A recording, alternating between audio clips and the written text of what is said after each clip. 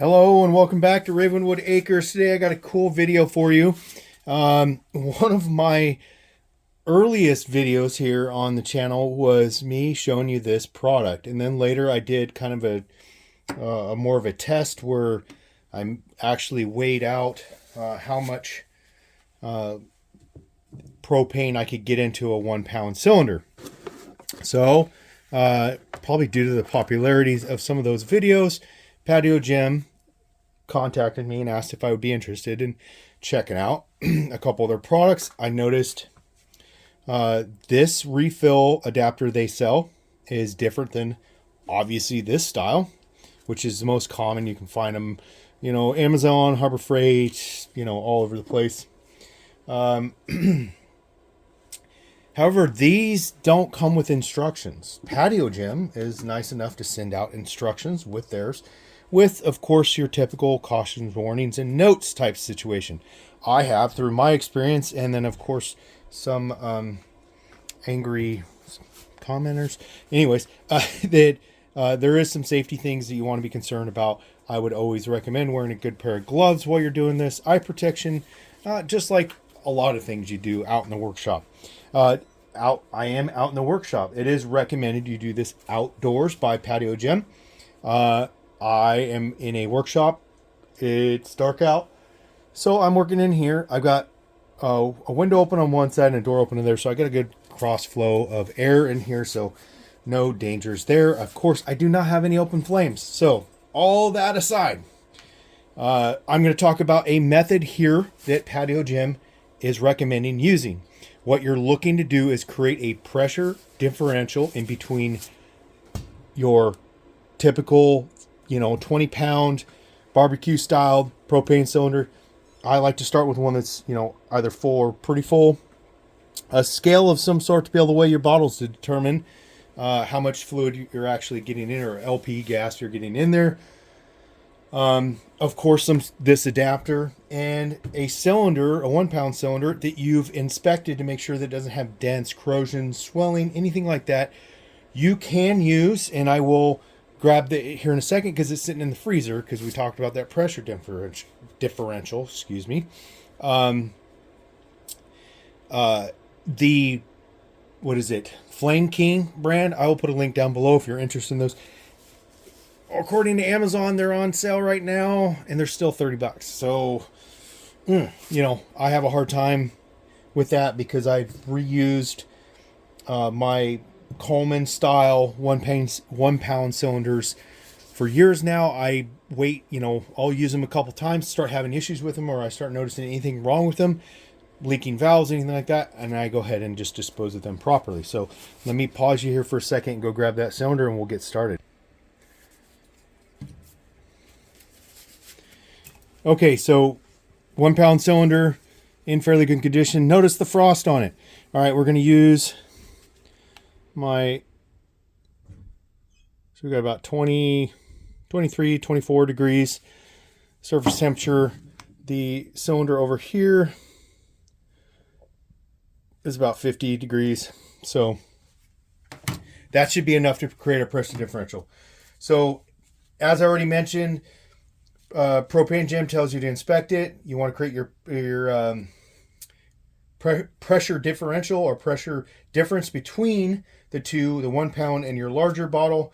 By doing this, you can chill this bottle for 10 to 30 minutes in a cooler in your deep freezer, which I did. And then the larger cylinder says leave out in the sun to warm up. Well, we don't have sun here today, or much here in the wintertime, so I've had it in the workshop, so it's about 50 degrees. I could have warmed it up a little bit more, maybe get a little better results. So you make sure your valves are off on your tank and here, because they offer a nice little gate valve there, as you can see here. And then we're going to go ahead and connect that up. So it's got the quick thread, or QCC1 is what they call the connector. I've never heard it called that, but it's the newer style. Easy thread on, plastic grip, makes it easy to get a hold of. You don't have to have a adjustable crescent wrench or whatever to get it on there. So we're going to go ahead, we're going to thread this in here. I do like to turn my larger cylinder, the 20 pounders, upside down. I have just seen, one other thing I forgot to do before we start here, folks. Don't let me forget. All right. Get that zero out. All right, we're at 17.5, so it's because it's got a little bit in it. We're going to go ahead. And they recommend why they want you to use a scale. That's on you. Listen up. Should be able to hear the fluid going in there, except for I forgot one thing here. I'm going to turn the valve off. Got to turn on the larger tanks. Open that valve. All right, now we're set there. We'll go ahead.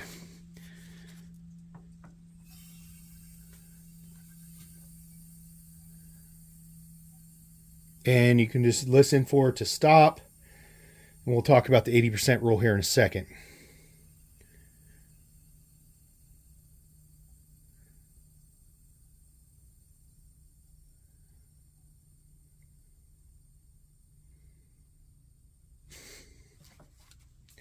All right, that is pretty darn full, I can tell. I'm going to unthread. Excuse me. All right, we'll go ahead and turn our scale back on. Let it zero out. Let's see how much we got out of there. I don't know. Actually, does it feel... Oh, pretty good. 22.6 from 17.8. Net weight, right? 16 ounces.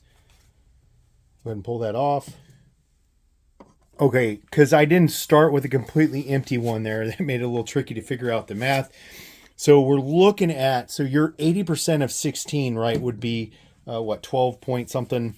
We're looking at right now about 8.5, because an empty cylinder is around, like this older one that I'm actually going to get rid of because you notice the rust on it, is about 14.7. It's not an exact same style cylinder. It's a Worthington. So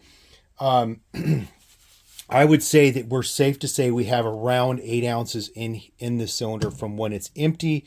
So we're going to go ahead and work with that. If I had a couple more cylinders prepped, I could show you here, but all in all, the whole point is I really like this setup. It makes it a lot easier, especially when you're filling multiple cylinders, which is what I typically do. I'll fill like 5 or 6 of these in one sitting, so I have them nice and full, have them stored away for use later. Last step before I finish up here is make sure you go through and you inspect your cylinders for leakage. You can do this with a little bit of soapy water. You spray it down in there, make sure it's not bubbling. I always spray around this little check valve too. And all in all, if you start having issues, you can try reseating. I've put them into my heater. This is what I primarily use these for. Is my little buddy, and then I also have a dyno heater that I use here in the workshop sometimes. And I put it in there because that pushes that down in there. This piece right here goes down in there when you thread it in there, and then pull the back out, and it's resealed it. But I inspected it to make sure. Or if you're concerned about it, just go ahead and put it in there, burn the fuel off of it, mark that cylinder, and then dispose of it properly after you're done. Thanks for watching. Don't forget, there will be a link for this product, the Amazon link down below. There'll be a link for some other stuff that I used here today. Thanks for watching. Check out our website, therivenwoodacres.com. Like, subscribe, and have a great day.